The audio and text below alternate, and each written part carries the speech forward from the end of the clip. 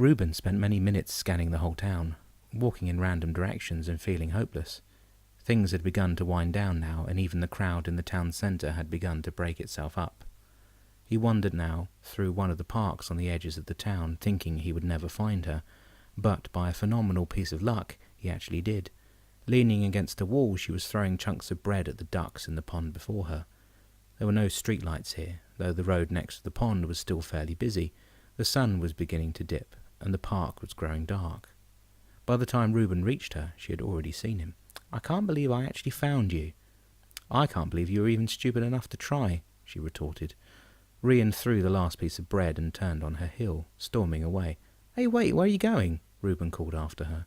She didn't answer, but continued to walk. Her pace quickened. "Wait!"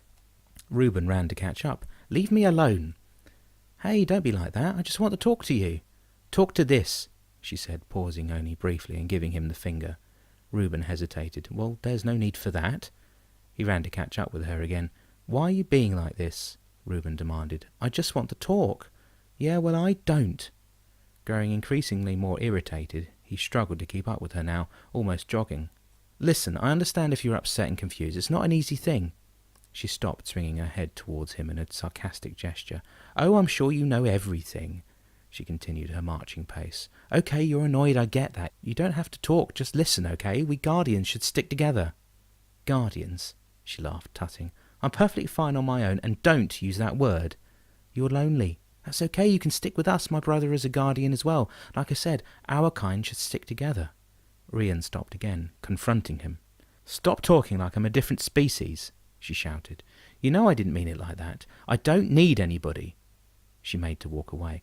"Everybody needs someone." She spun around again, fuming and puffing her chest out, fists balled. "Look, stop talking like you know who I am. I don't need you, I don't need anyone else, and I certainly don't need these worthless powers.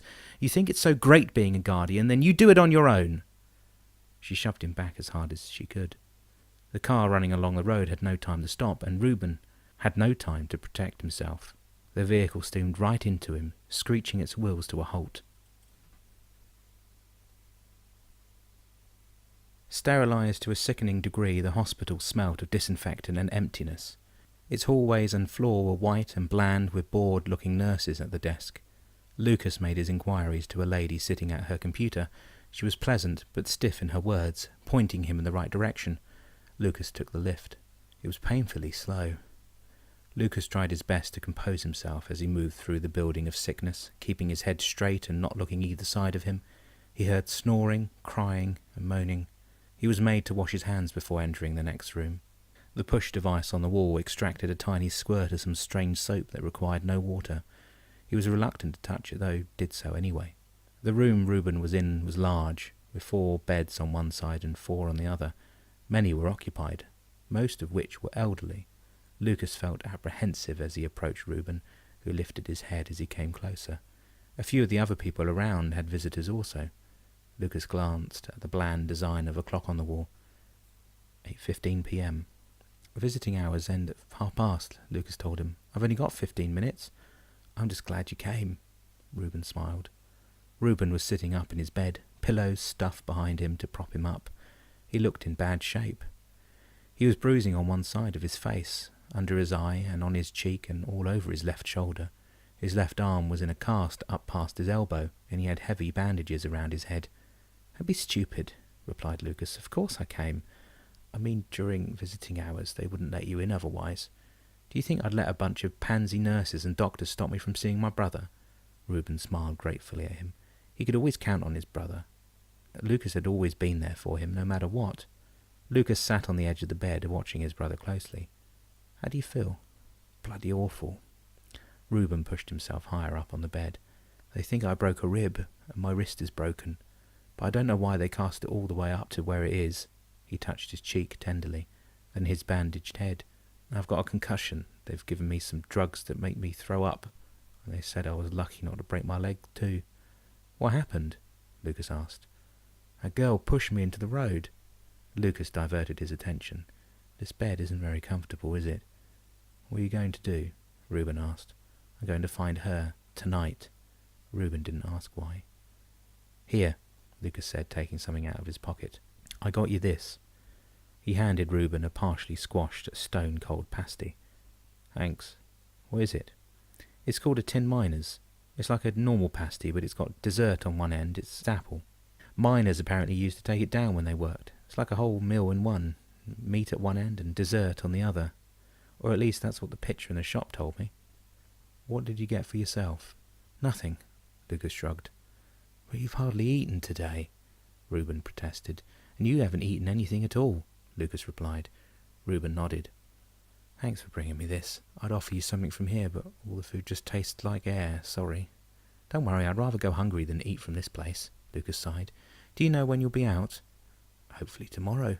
The doctor said if the tingling in my fingers stops, I can leave. It's only a minor break." "Great. Can you open this for me?" Lucas took the pasty and tore the packet open, handing it back to him. "I told Drake," Lucas said as Reuben began to eat. "He said he'll be here tomorrow." "Great. Does anybody else know?" "No." "Good." Reuben sighed with relief. "I'd hate to have to explain myself." "Well, good luck explaining why you have a cast on Monday morning." Reuben fell silent, as a feeling of dread slowly descended upon him. "You'll be fine," Lucas reassured. "Don't worry about it. Did you bring me something to read?" "I'm sorry, I forgot." "That's okay," Reuben shrugged. It's terribly boring in here. I'll be back tomorrow." There was the sudden sound of a mobile buzzing. "That must be Drake," Lucas said, rising from the bed. "I'll tell him you're okay." Lucas flipped the mobile open and quickly began to text. "You'd better go now," Reuben said. "Visiting hours are almost over and the nurses get really ratty if you hang around. I don't want to make a scene." Lucas hit the send button and snapped the phone shut again. "Fine," he said, smiling confidently at his brother. "I'll be back again tomorrow. What time am I allowed to visit?" 2 till 5 in the afternoon, then after that 6:30 to 8:30. "I'll see you then." Lucas clicked his fingers at him. "I'm going to sell the TV tomorrow morning for some cash. You get some sleep." "See you tomorrow." Lucas fought the urge to turn and look back as he walked away, aching in his heart at the hurt of his brother and the thought of having to leave him here. He realized how Reuben must have felt when he himself had been injured earlier that day, and the guilt. I shouldn't have asked him to go. Once home, Lucas spent the remainder of that night drinking whiskey until he fell asleep. Waking several hours later in the early hours of the morning, he decided to begin searching for Rhian. However, she could not be found. He returned home and fell asleep again on the sofa, waking this time when Drake rang at 1 o'clock in the afternoon.